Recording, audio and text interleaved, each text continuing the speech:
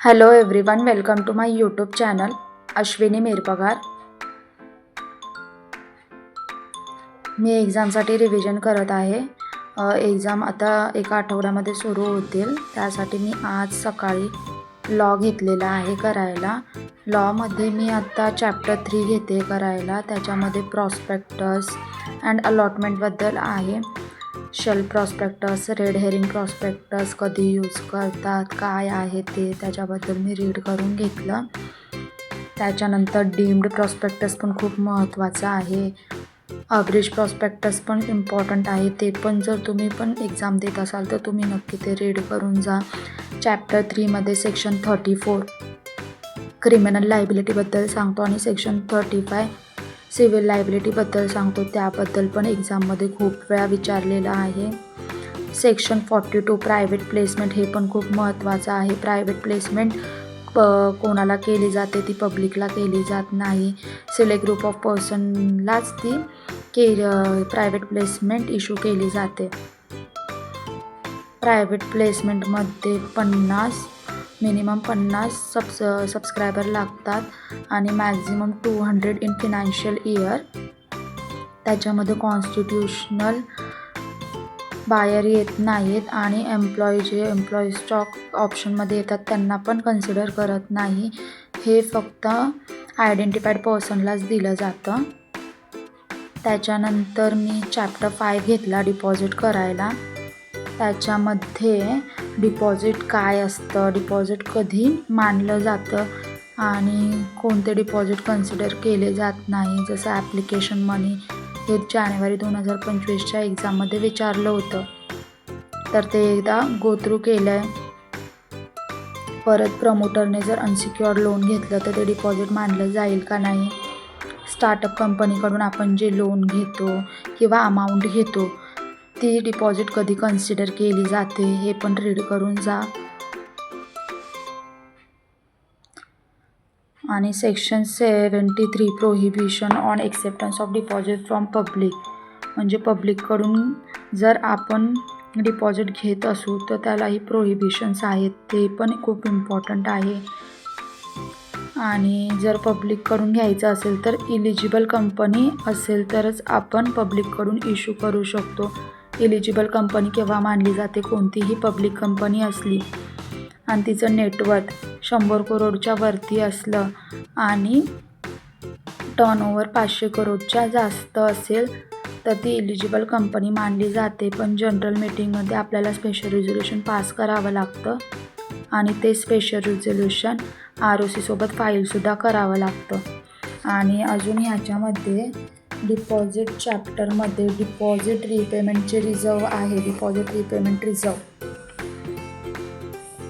हे कधी आपण क्रिएट करतो, बिफोर 30 एप्रिल ईच इयर, 30 एप्रिलच्या आधी प्रत्येक वर्षी आपल्याला deposit repayment reserve account open करावं लागतं आणि त्याच्यामध्ये 20% of amount of deposit maturing during following financial year, म्हणजे 20% अमाऊंट ऑफ डिपॉझिट मॅच्युरिंग जी आहे ती 20% किंवा त्याच्यापेक्षा तुम्ही क्रिएट करू शकता आणि ते तुम्हाला शेड्यूल बँकमध्ये सेपरेट बँक अकाउंटमध्ये ठेवावं लागेल।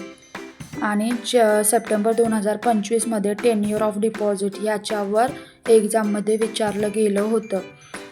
कंपनी डिपॉझिट एक्सेप्ट करू शकत नाही जर ते रिपेबल ऑन डिमांडवर असेल किंवा रिपेबल विदिन 6 मंथ असेल, पण काही एक्सेप्शन्स आहेत त्याच्यामध्ये, तर आपण रिपेबल विदिन 6 मंथ करू शकतो।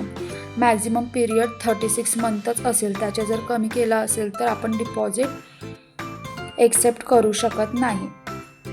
तर इतकं होतं, हेच करता करता मला 4 वाजले। त्याच्यानंतर मी लॉचं ठेवून दिलं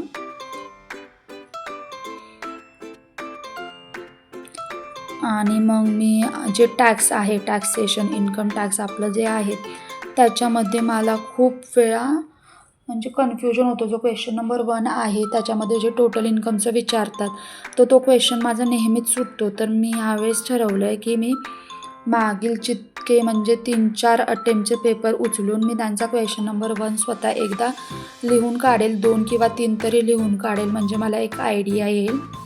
क्वेश्चन नंबर 1 आहे तो कंपल्सरी असतो आणि तो 15 मार्काचा येतो. त्याच्यामध्ये मोस्टली PGBPबद्दल जास्त विचारलं जातं आणि TDSबद्दल पण 1-2 कॉन्सेप्ट असतात आणि टॅक्स लायबिलिटी त्याच्यामध्ये कॅल्क्युलेट करायला विचारतात. तर जो पहिला प्रश्न असतो त्याच्यामध्ये थोडा टाईमही जातो, समजून घ्यायला वेळ पण जातो. त्याच्यामुळे शक्यतो पेपरला जाण्या अगोदर किंवा आधी आपण रिव्हिजन करताना एक्झाम पेपर जे आहेत मागच्या अटेम्प्टचे त्याचा क्वेश्चन नंबर पण सोडवला तर खूप आपल्याला इझी जाईल पेपरमध्ये. त्याच्यामुळे मग मी पण आता ते सोडवायला घेते. आणि TDSचा एक 7 मार्काचा क्वेश्चन कंपल्सरी एक्झाममध्ये येतो आणि GSTचा जो क्वेश्चन नंबर 1 असतो तो पण कम्प्युटेशन GST लायबिलिटी असतो, तो पण 15 मार्काचा येतो. आणि GSTमध्ये ई-वे बिल, ई-इनवॉइस हे पण महत्त्वाचं आहे, हे पण तुम्ही जाताना रीड करून जा. मी तर आता GST उद्या करायला घेईल. आज मी अकाउंट्सचं संध्याकाळी घेणारे करायला. AS2, AS10, AS13 बघून घेणार आहे. आणि माझं जे आहे ना अकाउंट्सचं financial statement, buyback, internal reconstruction, cash flow statement हे खूप चांगलं झालेलं आहे आणि तुम्ही खूप चांगलं करा.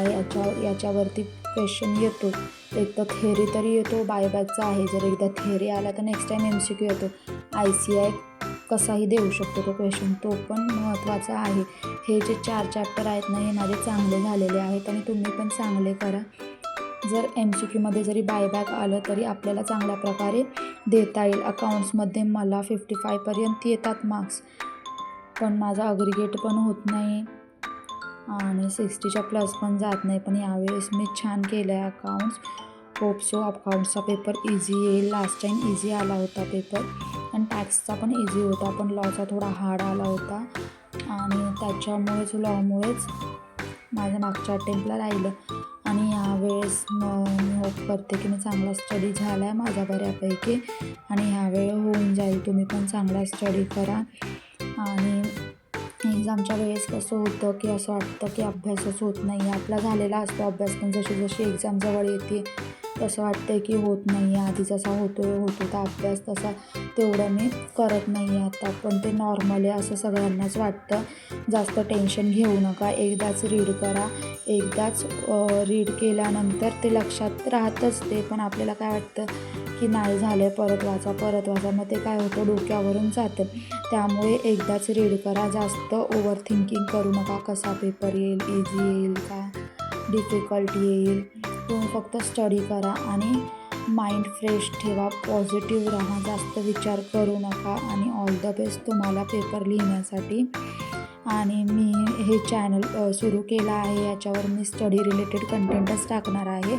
मी शॉर्ट्समध्ये सेक्शन तुम्हाला एक्सप्लेन केले आहे, जसं सेक्शन 19 किंवा प्रायव्हेट कंपनी म्हणजे काय, गव्हर्मेंट कंपनी म्हणजे काय, पब्लिक कंपनी म्हणजे काय, नेटवर्क, असं मी व्हिडिओज टाकले आहेत आणि मी स्टडीबद्दलच व्हिडिओ टाकणार आहे. जर तुम्हाला आवडत असेल तर प्लीज लाईक करा, शेअर करा, कमेंट करा आणि जास्तीत जास्त सबस्क्राईब करा. जर तुम्हाला असे व्हिडिओ हवे असतील तर चॅनलला सबस्क्राईब करा. मी अजून व्हिडिओ घेऊन येणार आहे, अजून कन्सेप्ट क्लिअरिटीसाठी घेऊन येणार आहे. मी पण स्टडीज करत आहे, पण स्टडी करता करता मी व्हिडिओही बनवणार आहे, जितकं मला समजतं तितकं, आणि तुमच्यासोबत मी ते शेअर करेल. तर ठीक आहे, आपला जो हा व्लॉग आहे मी इथेच एंड करते. भेटूया पुढच्या व्लॉगमध्ये.